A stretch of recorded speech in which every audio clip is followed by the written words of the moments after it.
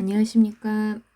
네, 오늘부터 다시 온라인 수업이 시작되고 있는데요. 우리 지난 학교에 왔을 때 두 번째 단원인 도수분포표까지 진도가 나갔었다면 오늘부터는 세 번째 소단원인 히스토그램과 도수분포 다각형에 대해 배워보도록 하겠습니다. 사실 이 히스토그램이라고 하는 거는 여러분들이 초등학교 때 배웠던 막대 그래프와 같은 형태의 그래프 모양을 갖고 있는데요. 그 차이점에 대해서도 이따 수업 중간에 얘기를 하도록 할게요. 우선은 교과서 261페이지를 펴도록 하시고요. 생각열기에 봐보면 각각의 여러 가구들 30가구가 나와 있죠. 30가구의 전력 소비량을 조사를 해본 거고요. 그거를 우리가 지난 시간까지는 이렇게 도수분포표로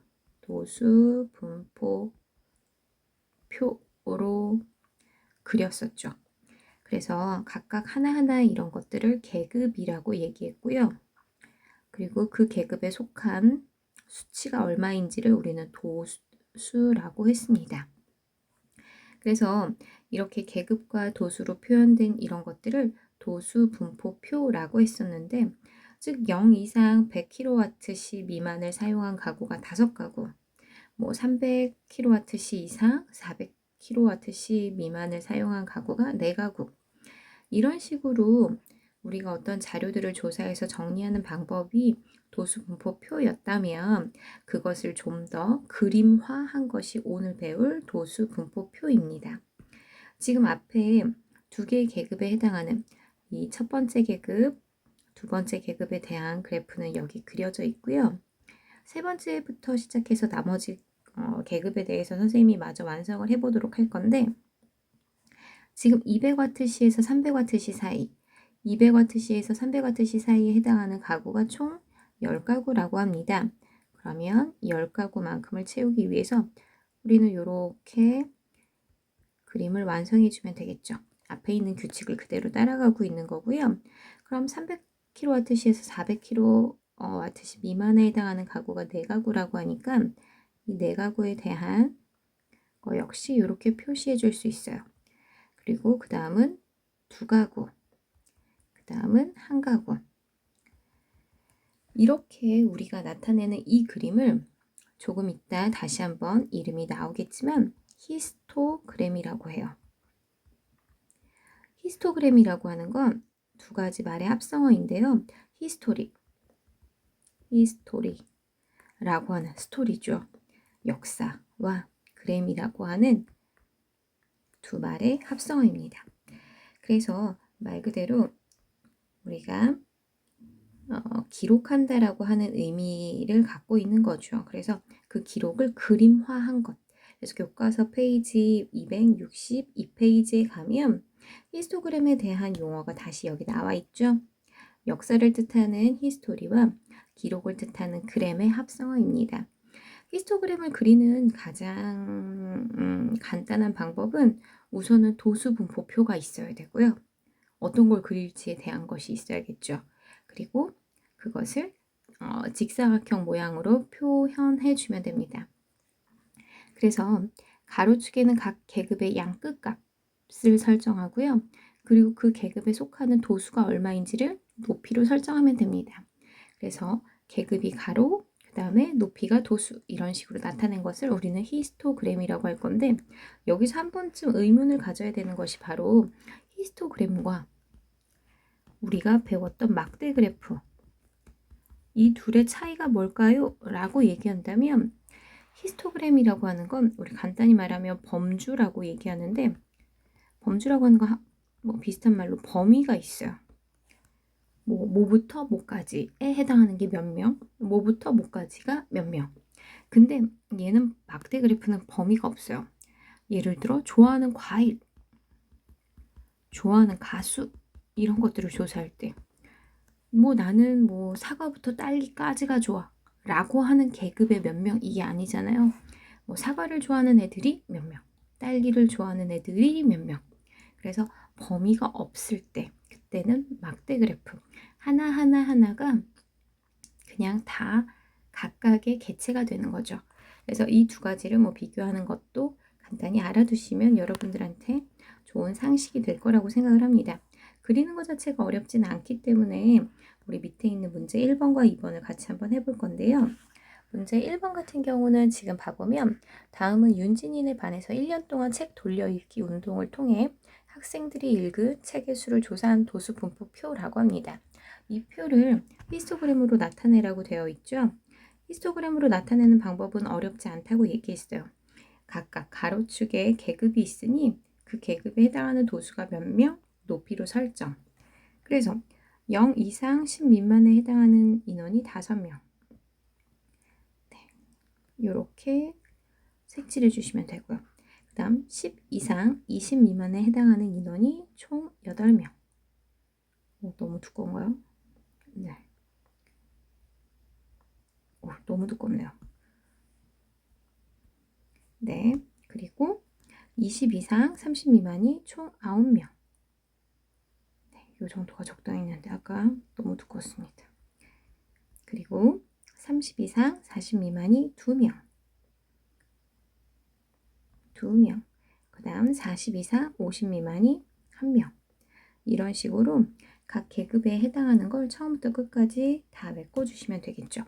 그래서 이렇게 메꿔주시면 되는데 표가 너무 이쁘지 않아 다시 한번 조금만 더 보완을 하도록 하겠습니다. 이렇게 첫 번째 계급, 그 다음 두 번째 계급 이렇게 여러분들도 메꿔주실 수 있겠죠. 이렇게 나타낸 그래프는 혹여 막대 그래프 아니고요. 각각의 히스토리가 있는 그거를 기록한 히스토그램이라고 하는 거 이거 잘 알고 가시면 됩니다. 그러면 사실 우리가 이렇게 그리는 작업 자체는 도수 분포표만 있다면 너무 쉽게 할 수 있는데 그 히스토그램이라고 하는 그 그림을 통해서 우리가 그 자료를 해석할 수 있는 거 사실상 제일 필요한 거는 그 부분이 될 겁니다. 우선 밑에 있는 문제 2번에 대한 얘기를 하고 싶은 건데요. 문제 2번을 봐보시면 오른쪽은 어느 해 우리나라의 여러 도시에서 전용 주거 지역의 낮 시간대 환경소음을 조사하여 나타낸 히스토그램이다. 물음에 답하시오. 조사 대상이 된 도시의 수를 구하라고 되어 있는데요. 각각의 도시들을 각각 그 범위 내에 들어가는 도시가 몇 개를 조사한 거죠. 그래서 여기 봐보면 단위가 있어요. 몇 곳인지. 곳이라고 하는 건 곳, 장소를 뜻하는 거죠. 그래서 여기에서 가리키고 있는 각각의 도수들이 바로 도시의 수구나. 그러면 여러분들이 해야 되는 건 첫 번째 계급에 속한 도수가 얼마인지 봤던 1이고요.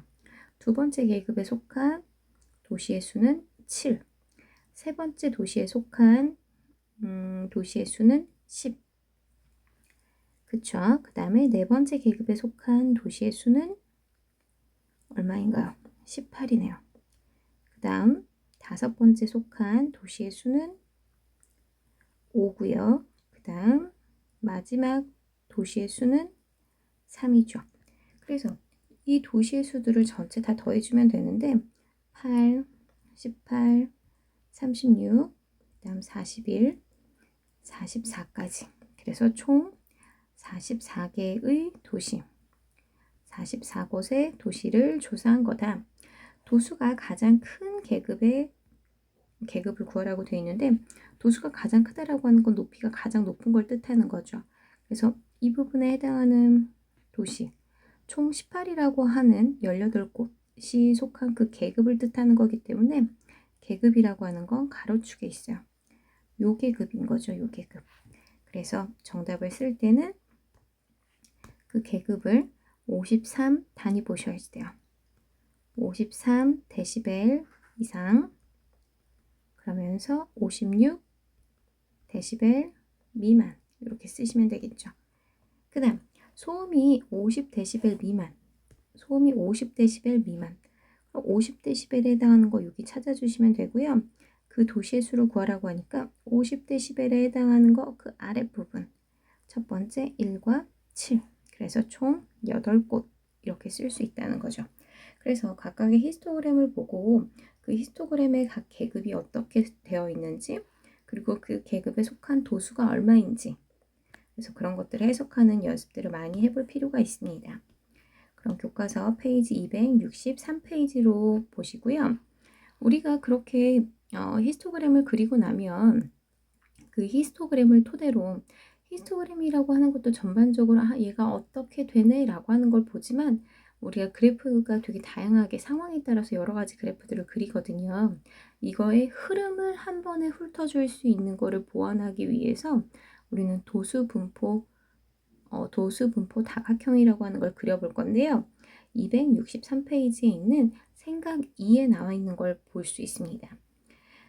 거기 있는 그 도수분포 다각형을 그리려면 사실은 베이스에 히스토그램이 있어야 되고요. 그 히스토그램을 기준으로 우리는 그림을 그릴 수 있습니다. 그리는 방법은 간단합니다. 첫 번째, 히스토그램이 있다는 전제하에 각 직사각형의 중앙에 점을 찍어요. 사실은 우리가 그 계급의 가운데라고 하는 건 계급값이라고도 표현하거든요. 계급값. 그 계급값에 점을 찍습니다. 각 히스토그램의 가운데들을 이렇게 점을 찍죠. 그러면 그 점을 그대로 이어주시기만 하면 돼요. 근데 여기서 이제 한 가지 다른 건 뭐냐면 얘가 도수분포 다각형이라고 하는 건 뚫려 있으면 안 되죠. 그래서 양쪽 사이드가 열려 있으면 안 돼요. 그것 때문에 우리는 그 계급 앞에 사실은 없는 거지만 하나의 계급이 있다라고 생각하고 그 없는 계급의 가운데에 점을 찍습니다. 네, 그래서 이렇게 점을 이어주시게 되면 되는 거고요. 그러면 하나의 다각형 같은 모양이 됩니다. 그래서 이렇게 사실은 막혀있는 다각형이 됐다라고 생각할 수 있는 거겠죠. 그래서 히스토그램이라고 하는 거를 토대로 각 계급의 중앙에 점을 찍고 그 점들을 다 이어주는데 거기서 마지막 주의할 점은 양쪽 사이드에는 계급이 없지만 계급이 있다라고 생각하고 축 위에다가도 점을 찍어서 그 다각형이 막힐 수 있게끔 여러분들이 연결해 주시면 된다는 거. 그렇게 해서 우리가 그려진 그림을 도수분포 다각형이다 라고 한다는 거. 그러면 이거를 확인해 볼 수 있는 문제 3번과 4번까지 오늘 수업을 진행을 해 보도록 할 건데요. 문제 3번에 있는 것부터 보도록 하겠습니다. 다음은 2015년 우리나라 17개의 시도의 1인당 1일 평균 생활 폐기물 발생량을 조사하여 나타낸 도수분포 표라고 합니다. 이 표를 히스토그램과 도수분포 다각형으로 나타내라고 되어 있고요. 히스토그램과 도수분포 다각형으로 그리라고 한다면 여러분들은 반드시 히스토그램을 먼저 그리고 그거를 토대로 도수분포 다각형을 그린다는 거. 그러면 우선은 히스토그램을 먼저 그려보도록 하겠습니다. 0.5 이상 0.7 미만에 해당하는 도수가 지금 현재 1. 그럼 요만큼이 되겠죠. 그리고 0.7 이상 0.9 미만은 3. 여기까지. 그 다음 세 번째 계급에 해당하는 거는 7이라고 하니 여기가 되겠죠. 이렇게 그려주시면 되고 그 다음 계급은 4. 도수가 4라고 하는 거. 그 다음은 1. 또 마지막도 1. 이렇게까지 그린 건 우리 뭐였었죠? 그쵸? 히스토그램을 그렸어요. 녹색은 히스토그램인 거고요. 그러면 우리가 도수분포 다각형을 완성하려면 어떻게 한다 그랬어요? 각 계급의 중앙에 점을 찍는다 그랬죠. 이렇게 점을 찍어주는데 이렇게 만약에 찍은 점들만 이어주게 되면 양쪽 사이드가 오픈되기 때문에 그거를 보완하기 위해서 중요한 거 앞에도 계급이 있다 생각하고 가운데 0에다가 점을 찍는다 그랬어요. 이렇게까지 찍은 모든 점들을 이어주시면 돼요. 선생님 마지막은 계급이 같은 도수라서 높이가 똑같아요. 같아도 상관없습니다. 이렇게 이어주시면 빨갛게 그은 것이 바로 오늘 한 도수분포 다각형이다 라고 하는 거죠. 그쵸? 그래서 어렵지 않게 여러분들이 잘 할 수 있는데 용어에 대한 게 생소하기 때문에 많이 용어를 반복해 볼 필요가 있습니다. 오늘의 마지막 문제입니다. 4번. 오른쪽은 어느 헌혈의 집에서 하루 동안 헌혈을 한 사람들의 나이를 조사하여 나타낸 도수분포 다각형이다. 물음에 답하시오. 1번. 하루 동안 헌혈을 한 사람들이 가장 많은 계급을 구하시오. 가장 많이 했다는 건 그 계급에 속한 사람이 많다는, 즉 도수가 크다는 거. 가장 높은 점에 있겠죠. 요 계급이 속하는, 사실은 우리가 히스토그램으로 보면 요런 거는 해석이 더 빠른데 요 계급이었겠죠. 왜? 우리가 도수분포 다각형에 있는 그 점은 계급의 가운데점이기 때문에. 그래서 그것이 속한 계급을 말하라고 하니 20세 이상, 30세 미만, 이렇게 정답을 써주시면 되는 거고요. 하루 동안 헌혈을 한 사람들 중에서 나이가 30세 이상인 사람은 모두 몇 명인가? 30세 이상이라고 하면 이 부분이 되겠죠. 그래서 각 계급에 해당하는 인원, 첫 번째 인원은 6, 여기는 3, 여기는 1. 그래서 6 더하기 3 더하기 1 해서 정답은 10명 이렇게 써주면 되겠죠. 그래서 우리는 히스토그램 혹은 도수분포 다각형들을 보고 그 안에 속한 계급이 뭐고 또 도수가 무엇인지 이런 것들을 파악하는 연습들을 좀 많이 해볼 필요 있고요. 개념 자체가 어렵진 않지만 아까 말했듯이 용어 자체가 생소하다 보니까 용어를 계속 반복하면서 여러분들이 연습하셔야지만 그 용어와 가까워질 수 있겠죠. 그래서 여기까지 오늘 수업은 진행을 하도록 할 거고요. 나머지 시간은 여러분들이 개인적으로 갖고 있는 문제집들이 있다면 그거를 꼭 반복해보는 시간을 갖도록 하길 바랍니다. 오늘 수업도 듣느라 열심히 수고하셨고요. 다음 시간에 마저 이어서 이 부분의 진도를 이어나가 보도록 하겠습니다. 수고 많이 하셨습니다.